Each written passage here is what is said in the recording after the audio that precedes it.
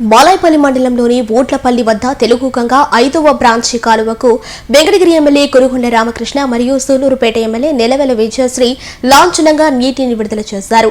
రబీ రెండవ పంట సాగు అవసరాలతో పాటు తాగునీటి అవసరాల కోసం ఈ నీటి విడుదల చేపట్టినట్లు తెలిపారు. కాలువ వద్ద వేద పండితుల మంత్రోచ్చరణల మధ్య ప్రత్యేక పూజలు నిర్వహించి జలహారతి కార్యక్రమాన్ని ఘనంగా నిర్వహించారు.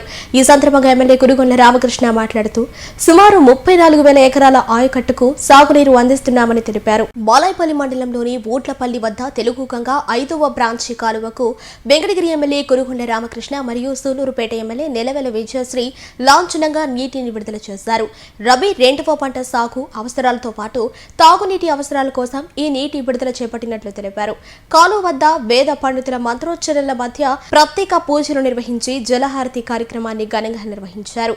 ఈ సందర్భంగా ఎమ్మెల్యే కురుగుండ రామకృష్ణ మాట్లాడుతూ సుమారు 34,000 ఎకరాల ఆయకట్టుకు సాగునీరు అందిస్తున్నామని తెలిపారు. ఎందుకంటే ఈ ప్రాంతం అంతా కూడా ఎలాంటి ప్రాంతం వర్షాలు వస్తేనే పన్నీటి లేకపోతే లేదు. అయితే ఆ రోజులైనా చూసి తెలుగు ప్రాజెక్ట్ నిర్మించి చెన్నైకి నీళ్లు పెరిగి చెన్నైకి నీళ్ళు కానీ మనం వారికి ఇవ్వాల్సిన మనకి ఇవ్వడం అసలు వదిలినా కానీ ఒకప్పుడు రాజకుమారి అలాంటి రాజకుమారిని బ్రహ్మాండమైన ప్రాజెక్టుగా నిర్మించి చెన్నై పేరుతో చెప్పి చెన్నైలో మనకు ఫైనాన్స్ చేశారు.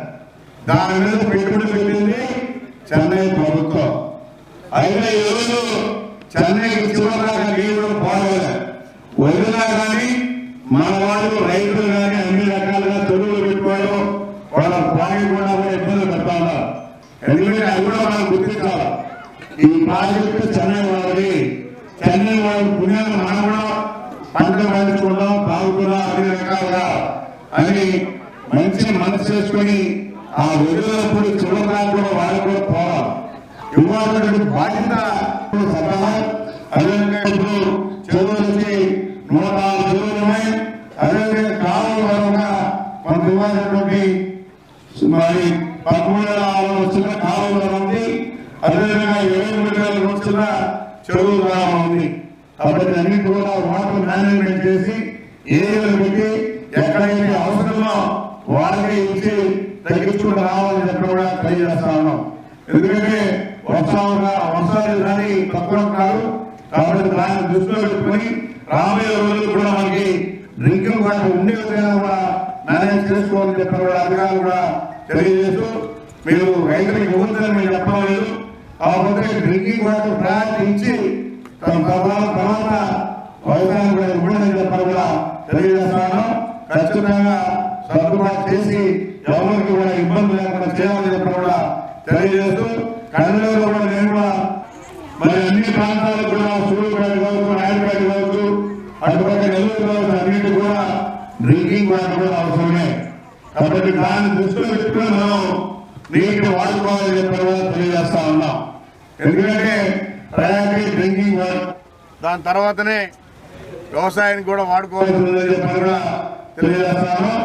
అయితే ఇప్పుడు టోటల్గా 34,000 ఎకరాలు పెట్టినారు కాబట్టి అందువరకు ఎండిపోకుండా వాటర్ మేనేజ్మెంట్ అధికారులు చేసి ఎక్కడైతే అవసరమో అక్కడే విడుదల చేసి ఇవ్వాలని చెప్పి కూడా తెలియజేస్తాను.